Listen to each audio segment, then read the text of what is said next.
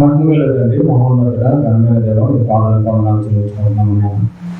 మధ్యాహ్నపు వేళ మీ ప్రియబిడ్డలుగా చేరొచ్చినటువంటి బిడ్డలందరికీ మంచి ఆరోగ్యాలు ఇచ్చి, మంచి బుద్ధినిచ్చి, మంచి వివేకాన్ని ఇచ్చి తండ్రి, వింటున్నటువంటి ప్రతి మాట హృదయాలలోనైనా భద్రపరుచుకొని మీరున్నటువంటి లోకానికి ఆత్మీయంగా సిద్ధపడగలిగే మంచి మనసుని బిడ్డలందరికీ ప్రసాదించేయండి.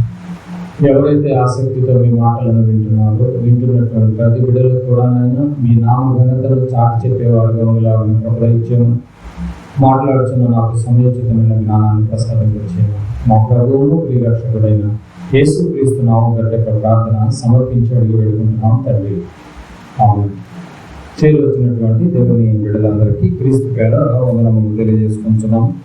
నేడు కొన్ని మంచి విషయాలను మనం చాలా జాగ్రత్తగా ఆలోచిద్దాం. ప్రియమైన దేవుని వల్ల దేవుడు మనిషికి చెప్పినటువంటి జాగ్రత్తలు ఏవి? దేవుడు మనిషికి చెప్పినటువంటి జాగ్రత్తలు, ముందుగా మనిషి తీసుకుంటున్నటువంటి జాగ్రత్తలు ఆలోచిస్తే దేవుడు చెప్పిన జాగ్రత్తలు ఏంటో తర్వాత మనం చూద్దాం. లోకంలో కొన్ని జాగ్రత్తలు మనం జాగ్రత్తగా పరిశీలించగలిగితే, తినే విషయంలో మనిషి ప్రతిరోజు 3 పూట్ల తినే విషయంలో జాగ్రత్త పడుతూ ఉంటాడు. ఎలా తినాలి, ఎప్పుడు వండుకోవాలి, ఏం తినాలి అని. ఉదయకాలం టిఫిన్ తీసిన దగ్గర నుంచి మధ్యాహ్నం ఏం వండుకోవాలి అని ఆలోచిస్తూనే ఉంటాడు. మధ్యాహ్నం తినేటప్పుడే రాత్రి ఏం వండుకోవాలని ఆలోచిస్తుండమే కాదు, జాగ్రత్తలు కూడా ముందుగానే తీసుకుని సిద్ధపాటు కలిగి నుండి తినే విషయాల్లో మనిషి జాగ్రత్త పడుతున్నట్టుగా మనకి కనిపిస్తుంది. అలాగే ఇంటి విషయంలో కూడా మనిషి మరి ఉదయకాలము సాయంకాలం చక్కగా 2 పూటలను, ఇంకా పండుగలకు కూడా చక్కగా ఇంటిని నీట్గా కడగటము, శుద్ధి చేసుకోవటం, చక్కగా క్లీన్ చేసుకోవటం, అవసరమైతే పెనాయిల్ వేసి మరీ కడగటం కూడా ఇళ్ళ విషయాల్లో కూడా చాలా జాగ్రత్తగా ఉంటూ ఉంటారు. అలాగే బట్టల విషయాన్ని కూడా చూస్తే మనిషి ఎలా ఉంటాడంటే, బట్టలకు చిన్న మరక కూడా అంటుకోకుండా జాగ్రత్త పడుతూ ఉంటాడు. ఒకవేళ మరక అంటితే మనిషి ఫీల్ అయిపోతూ ఉంటాడు. మైండ్ అంతా ఆ మరక మీద ఉంటుంది, బట్టల పైన ఉన్నటువంటి ఆ మచ్చల మీద, ఆ మరక పైన ఉంటూ ఉంటుంది. అందుకనే బట్టల విషయంలో మనిషి ఎక్కడ మరకలు కూడా పడుకోకుండా, చెరగకుండా ఎప్పటికప్పుడు జాగ్రత్త పడుతూ ఉంటాడు. మరి కొత్త బట్టలు అయితే మరి జాగ్రత్తగా ఎక్కువగా ఉంటూ ఉంటాడు. ఇక ఇంకా ఆలోచన చేస్తే ఏమిటి, వ్యవసాయ రంగం గురించి ఆలోచన చేస్తే రైతు కూడా విత్తనాలు విత్తే విషయంలో మంచి విత్తనాల కోసం జాగ్రత్త పడుతూ ఉంటాడు.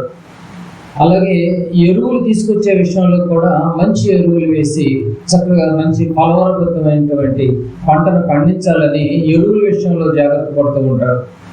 అలాగే ఏదైనా పంటకు ఏదైనా ఆ యొక్క తెగులు ఏదైనా సంభవిస్తే ఆ యొక్క పురుగుల మందులు కొట్టే విషయంలో కూడా మంచి మందులు తీసుకొని వచ్చి ఆ యొక్క పంటకు కొడతానికి కూడా ఆ యొక్క రైతులు చాలా జాగ్రత్తలు తీసుకున్నట్టుగా మనకు కనిపిస్తూ ఉంటుంది.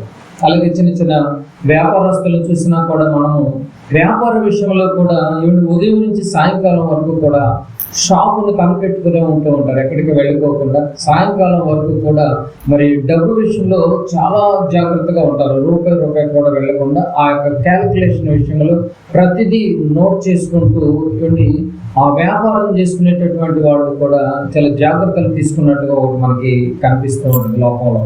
అలాగే లోపల ఇంకా కొన్ని మనం చూడగలిగితే, ఉద్యోగం చేసుకునేటటువంటి వాళ్ళు కూడా ఎంత జాగ్రత్తలు అయిపోయారు అంటే, కడుపును పుట్టినటువంటి బిడ్డలను కూడా పట్టించుకోలేనంతగా ఉద్యోగ విషయంలో చాలా జాగ్రత్తలు తీసుకున్నట్టుగా మనకి చాలా బిజీ అయిపోయినట్టుగా కనిపిస్తూ ఉంటారు. ఎప్పటికప్పుడు ఉద్యోగంలో బిజీ. ఎందుకు బిజీ అయిపోయారు అంటే అంత జాగ్రత్త అన్నమాట. పోతే మళ్ళీ ఉద్యోగం రాదేమో అన్న జాగ్రత్త కదా. అలాగే కాలానుగుణంగా మరి కూలి పనులు చేసేటటువంటి వాళ్ళు ఉంటారు. ఏ కాలానికి ఆ పని చేస్తున్నట్టుగా, ఏ సమయానికి ఆ పని చేసేటప్పుడు ఆ పనికి సంబంధించినటువంటి పనిముట్లని ఎప్పటికప్పుడు మరి సరిగా ఉన్నాయో లేదో అని ఎప్పటికప్పుడు చెక్ చేసుకుంటూ జాగ్రత్త పడుతూ ఉంటారు. మరి ఆ పనిముట్ల విషయంలో సరిగా ఉన్నాయా లేవా, పనుల కాలం దగ్గర పడిపోతుందని ముందుగానే దానికి పనిముట్లని సాల్వ్ చేసుకోవడం, చక్కగా ఆ పనిముట్లని సిద్ధపాటు చేసుకోవడం విషయంలో కూలీలు కూడా జాగ్రత్త పడుతున్నట్టుగా మనకు ఒకటి కనిపిస్తుంది. ఇవన్నీ మనుషులు తీసుకున్నటువంటి జాగ్రత్తలు. అలాగే ప్రియమైన దేవుని వారలారా, ఆరోగ్య విషయంలో కూడా, ఆరోగ్య రంగం విషయంలో కూడా చాలా జాగ్రత్తలు తీసుకుంటూ ఉంటారు. ఎంతగా జాగ్రత్తలు తీసుకుంటూ ఉంటారంటే ఎక్కడంటే అక్కడ కూడా మరి యూరినల్స్కి వెళ్ళిపోకుండా టాయిలెట్ పోసే విషయంలో కూడా వీటి ఎక్కడంటే అక్కడ పోస్తే మరి కలరా కానీ ఏదైనా రోగాలు వస్తూ ఉంటాయని మరి ఎక్కడంటే అక్కడ కూడా టాయిలెట్ కూడా చేయకోకుండా మరి మంచి శుభ్రమైనటువంటి ప్లేస్లో మరి అవసరమైతే ఆ యొక్క డబ్బులు ఇచ్చేనో కూడా వాటిని వాడేటటువంటి పరిస్థితుల మధ్య జాగ్రత్తలు తీసుకుంటూ ఉంటారు. ఏంటి ఈ జాగ్రత్త, ఎందుకు ఈ జాగ్రత్తను ఆలోచన చేస్తే ఆరోగ్యాన్ని కాపాడుకోవచ్చు అని అనుకుంటున్నారు. రైట్.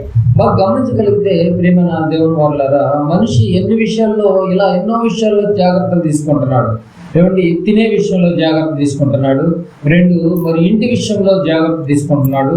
తర్వాత బట్టల విషయంలో జాగ్రత్తలు తీసుకుంటున్నాడు. మరి ఏదైనా వ్యవసాయం విషయంలో మరి రైతులు జాగ్రత్తలు తీసుకుంటున్నారు. అలాగే వ్యాపార విషయంలో కూడా మనుషులు జాగ్రత్తలు తీసుకున్నట్టు చూసాం. అలాగే ఉద్యోగస్తులు కూడా జాగ్రత్తలు తీసుకుంటూ ఉంటారు ఉద్యోగ విషయంలో. అలాగే కూలి పనులు తీసుకునే వాళ్ళకైనా పండు. అలాగే ఆరోగ్య విషయంలో కూడా ఇలా ఎన్నో జాగ్రత్తలు, మనిషి ఎన్నో జాగ్రత్తలు ఇలా తీసుకుంటూ ఉంటున్నాడు. ఇవన్నీ భూమి మీద. అయితే ఇప్పటివరకు మనము మనిషి తీసుకున్నటువంటి జాగ్రత్తలు చూసాం.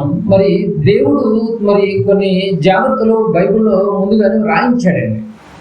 ఆ దేవుడు చెప్పినటువంటి జాగ్రత్తలు ఏంటి, అవి ఎలా ఉంటాయి, ఎలాంటి జాగ్రత్తలు తీసుకోమన్నాడు, ఆ జాగ్రత్తలు మనము బైబిల్లో నుంచి జాగ్రత్తగా మనము ఆలోచించాలి.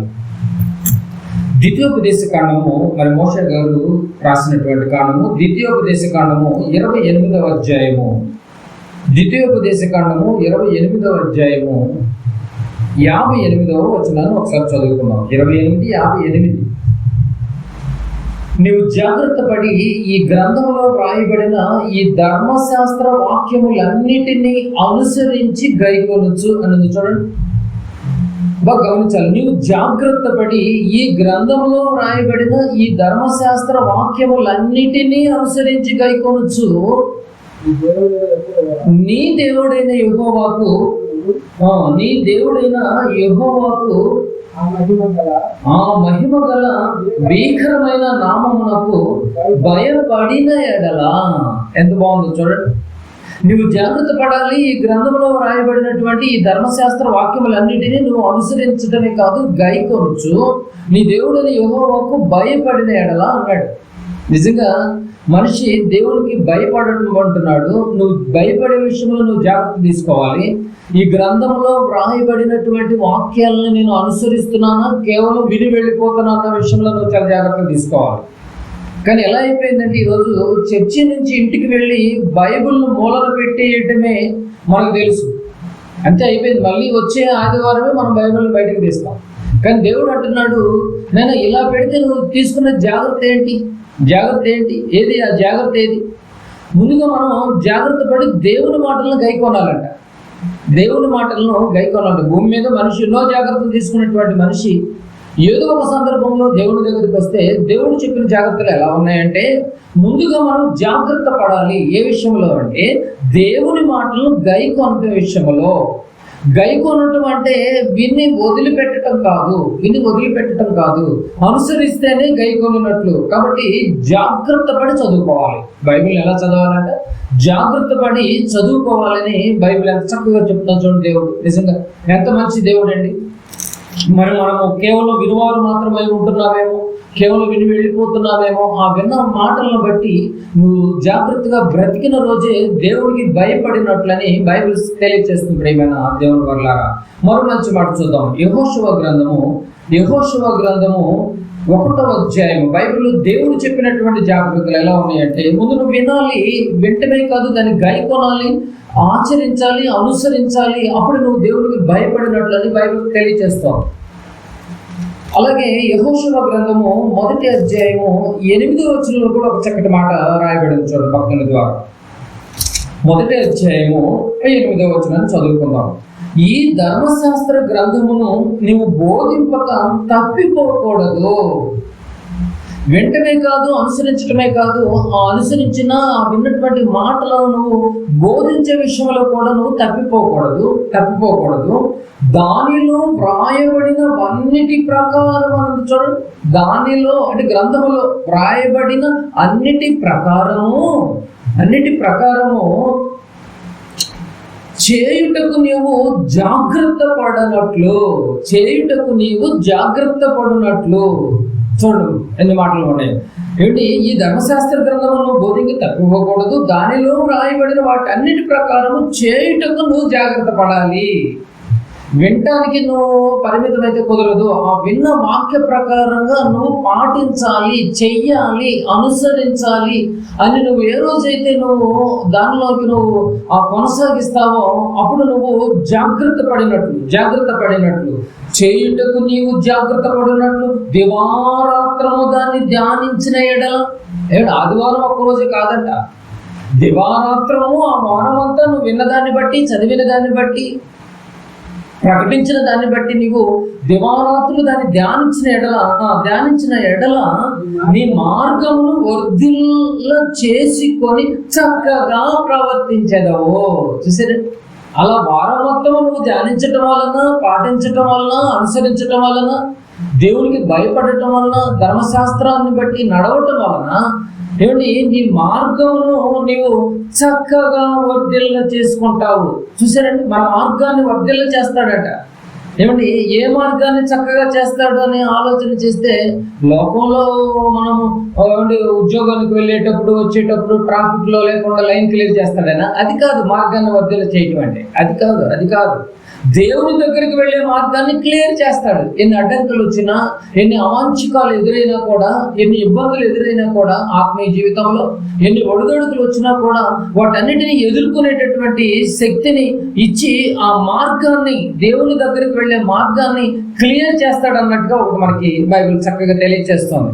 కనుక జాగ్రత్తలు ఎప్పుడు చెప్తారు అంటే, ఆపదలో పడే సమయంలో జాగ్రత్తలు చెప్తూ ఉంటారు ఎక్కువగా. దేవుడు కూడా, నాయనా మీరు నా మార్గానికి వచ్చే పరిస్థితుల్లో మీరు కనిపించట్లేదు కనుక మీరు జాగ్రత్త పడండి, మీరు పడిపోయే ప్రమాదం ఉంది, నా దగ్గరికి రాలేని పరిస్థితుల్లో మీరు ఉన్నారు, మీరు జాగ్రత్త పడండి, మీరు ఆపదలో ఉన్నారు అని దేవుడు ఎంత చక్కటి జాగ్రత్తలు చెప్తున్నాడు చూడండి. అప్పుడప్పుడు కూడా భార్య భర్తకు చెప్తుంది, జాగ్రత్తగా వెళ్ళిరండి అని. అంటే ప్రయాణంలో ఉన్నప్పుడు జాగ్రత్త తీసుకోమని అర్థం, అంతే కదండి భార్య చెప్పే ఉద్దేశం. అలాగే భర్త భార్యకు చెప్తాడు, నాయన జాగ్రత్తగా ఉండు, నేను ఊరు వెళుతున్నాను, తాళాలు వేసుకు దొంగలు పడే అవకాశంగా ఉందని చెప్పేసి కొన్ని జాగ్రత్తలు భర్త కూడా భార్యకి చెబుతూ ఉంటాడు. బాగా గమనించగలిగితే ట్రైన్లో జర్నీ చేసేటటువంటి వారికి కూడా మీరు ఆ అనౌన్స్మెంట్లు మీరు గమనించగలిగితే, ఆభరణాలని ధరించుకున్నటువంటి వారు కిటికీల దగ్గర కూర్చోవద్దు, జాగ్రత్తగా ఉండండి, దొంగలు ఉన్నారని లోపల చెప్పే జాగ్రత్తలు.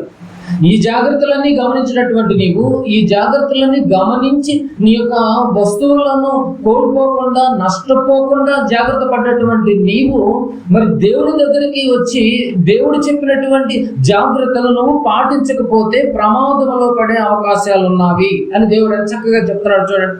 జాగ్రత్త అనేది లేకపోతే ఈ లోకంలో మనకు నష్టమే జరుగుతుంది. ఇవన్నీ చనిపోయేంత వరకేనండి. లోకంలో తీసుకున్నటువంటి జాగ్రత్తలన్నీ మనిషి చనిపోయేంత వరకే ఉపయోగపడతాయి. కానీ చనిపోయిన తర్వాత కూడా మనం మన ఆత్మకు జాగ్రత్తగా పరలోకానికి చేకూర్చుకోవాలి అంటే దేవుడు చెప్పిన జాగ్రత్తలు ఎంతైనా అవసరమని బైబిల్ తెలియజేస్తాం. కనుక మన జాగ్రత్తలు ఎక్కడి వరకు ఉంటాయి అంటే సమాధి వరకే ఉంటాయండి మన జాగ్రత్తలు. కానీ బైబిల్ తెలియజేస్తుంది, సమాధి వరకు ఉండకూడదు మన జాగ్రత్తలు. సమాధి వరకు మన జాగ్రత్తలు ఉండకూడదంట. లోకంలో చెప్పేటటువంటి పాటించే జాగ్రత్తలు అన్ని సమాధి వరకే ఉంటాయండి. కానీ బైబిల్ తెలియజేసిన జాగ్రత్తలు సమాధిని క్రాస్ చేసి ఆఫ్టర్ డెత్ కూడా నీ ఆత్మీయ జీవితాన్ని, నీ యొక్క ఆత్మను వెలిగించేదిగా ఉండేది తెలియచేసేదే బైబిల్ అండి. బైబిల్ కనుక చాలా జాగ్రత్తగా ఉండాలి. కొంతమంది జాగ్రత్తలు ఎలా పాటిస్తున్నారంటే, మరి బైబిల్లో మనం బాగా గమనించగలిగితే కొంతమంది జాగ్రత్తలు ఎలా పాటిస్తున్నారంటే, ఇర్మియా గ్రంథము 2వ అధ్యాయము 25వ వచనం. ఇర్మియా గ్రంథము 2వ అధ్యాయము 25వ వచనాన్ని ఒకసారి చదువుకున్నాం ప్రేమ దేవుని వాళ్ళారా. ఇర్మియా గ్రంథము 2వ అధ్యాయము 25వ వచనం. జాగ్రత్త పడి నీ పాదములకు చెప్పులు తొడుగుకొనుము. ఏంటి చెప్పుల గురించి మాట్లాడాడండి? బాగా గమనించాలి. జాగ్రత్త పడి నీ పాదములకు చెప్పులు తొడుగుకొనుము, నీ గొంతుక దప్పి కొనుక్కున్నట్లు జాగ్రత్త పడుము. చూసారా? ఏమంటే అందుకే డాక్టర్లు కూడా అమ్మ నీ పాదాలు జాగ్రత్తగా మంచి చెప్పులు వాడండి అని జాగ్రత్త పడమని చెప్తూ ఉంటాడు. ఎక్కడంటే అక్కడ నీ గొంతు ఇదైపోతుంది, ఎక్కడంటే అక్కడ వాటర్ కూడా తాగొద్దని, గొంతు గురించి కూడా ఎక్కడంటే అక్కడ నీళ్లు తాగొద్దని జాగ్రత్త తీసుకోమని అంటూ ఉంటాడు. మనము కూడా తీసుకుంటున్నాం జాగ్రత్తలు కూడా అలాగే తీసుకున్నాం, చెప్పినట్టుగానే. కానీ బాగా గమనించాలి, మనిషి పుట్టిన దగ్గర నుంచి చనిపోయేంత వరకు కూడా జాగ్రత్తలు తీసుకుంటూనే ఉన్నాడండి బాబు.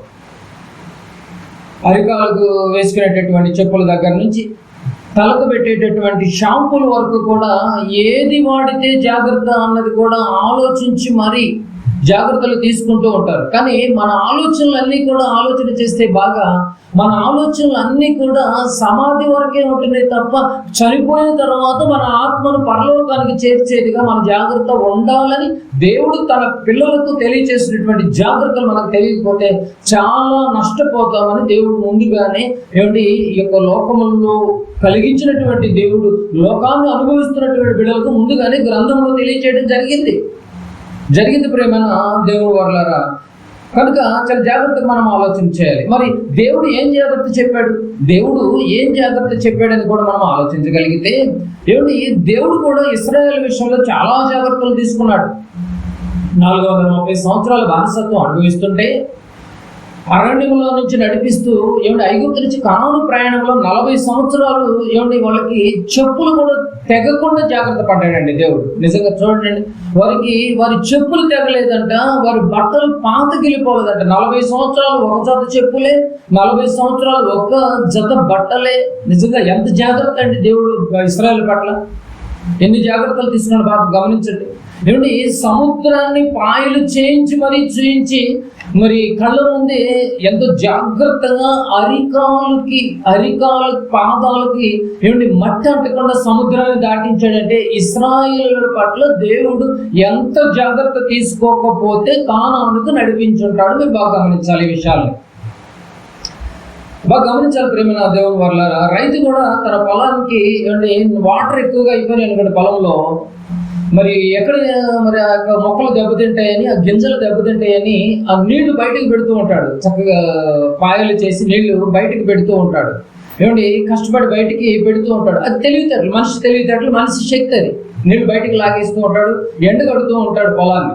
ఇక కోయటానికి సిద్ధమైనప్పుడు, పంట ఏమైనా దెబ్బతినేటప్పుడు. ఇది మీరు గమనిస్తే దేవుని శక్తి ఏంటి తెలుసా? సముద్రాన్నే పాయలు చేసే అంత శక్తి దేవుడిది. నువ్వు మహా అయితే 1 ఎకరం 2 ఎకరాలు 10 ఎకరాల్లో గండిలు కూడా బయటికి నీళ్లు పెట్టేస్తావేమో, మురుగులకు వదిలేస్తూ ఉంటావేమో. కానీ దేవుడి శక్తి ఏంటి తెలుసా? అరికాలు మట్టట్టుకోకుండా కాలుబలమే. ఇశ్రాయేలు కాలుబలం 20 లక్షల మందిని అరికాలు మట్టకుండా సముద్రాన్ని పాయలు చేసే అంత శక్తి దేవుడిది. పాయలు చేయటువంటి మామూలు విషయం అంటే సముద్రాన్ని. బాగా గమనించాలి ప్రేమన దేవుని వాళ్ళారా. ఒక ఉల్లిపాయను ఇంట్లో తల్లులు కట్ చేస్తూ ఉంటారు కదండి. చక్కగా ఉల్లిపాయను పాయలుగా చేయడానికి కష్టపడి కోస్తూ ఉంటారు, ఏడుస్తూ ఉంటారు కదండి పాయలు చేయడానికి. కళ్ళ ముందు ఉన్నటువంటి ఉల్లిగడ్డను పాయలు చేయడానికి అంత ఏడుస్తూ ఉంటే దేవుడు సముద్రాన్ని పాయలు చేశాడండి. ఎంత గొప్ప దేవుడు అండి, ఎంత గొప్ప దేవుడు చెప్పండి, ఎంత గొప్ప దేవుడు అండి. మన్నాను కురిపించాడు.